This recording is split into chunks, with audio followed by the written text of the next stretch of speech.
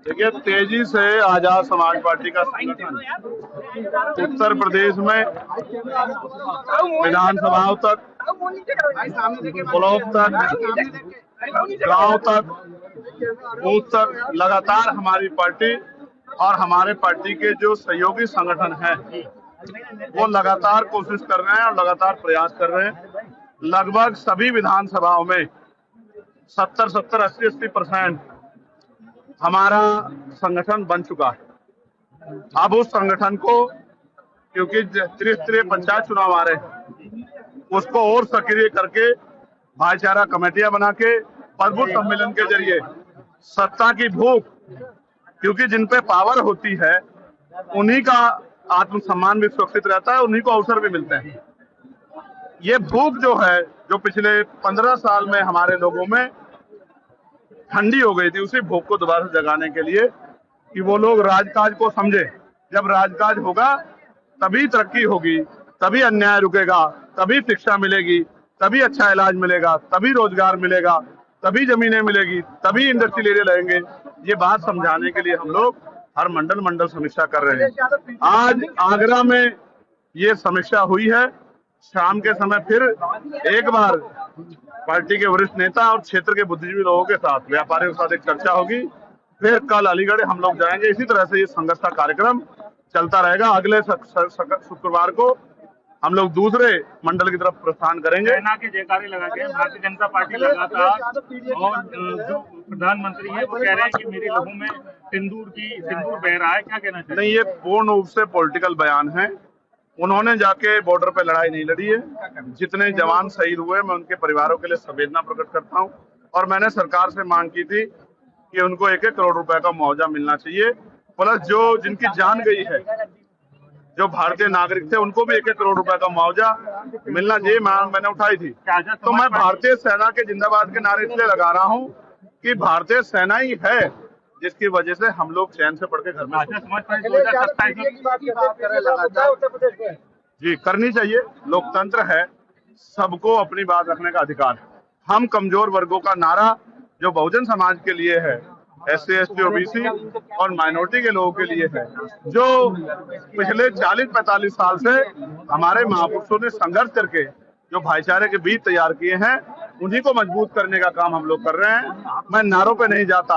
नारे तो मोदी जी भी अच्छे लगाते हैं, नारे तो अन्य पार्टी भी अच्छा लगाती है, लेकिन क्या उसका फायदा जनता को मिलता है? तो नारों में कुछ नहीं रखा। कथनी और करनी में जिनके फर्क हैं, देश प्रदेश उनको भी जानता है कि उनको उन सरकारें में आने पे उन्होंने क्या क्या हस्र जो है कमजोर वर्गों किया है, लेकिन छिपावा नहीं।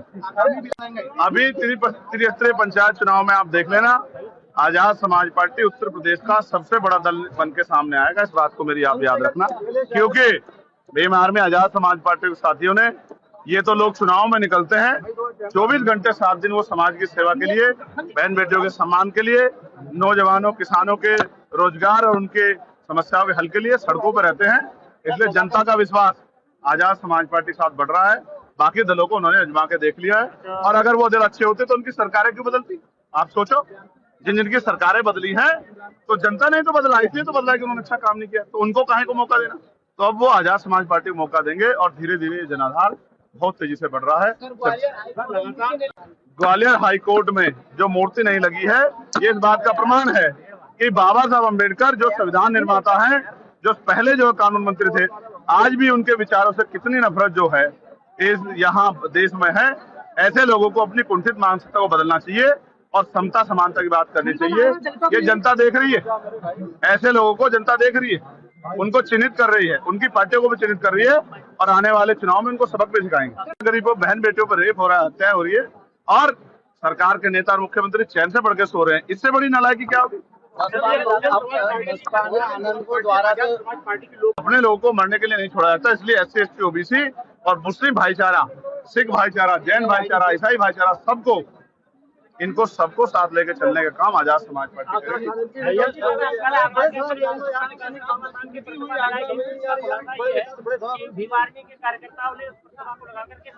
छोड़ दी, लेकिन पुलिस ने जिस तरह का व्यवहार यहाँ कार्यकर्ताओं के साथ किया, आप ये बताओ, पार्लियामेंट में तो गृह मंत्री जी ने बाबा साहब के बारे में सब कहे थे, तो सारी पार्टियों ने नारे लगाए थे, सारी पार्टियों ने हल्ला मचाया था।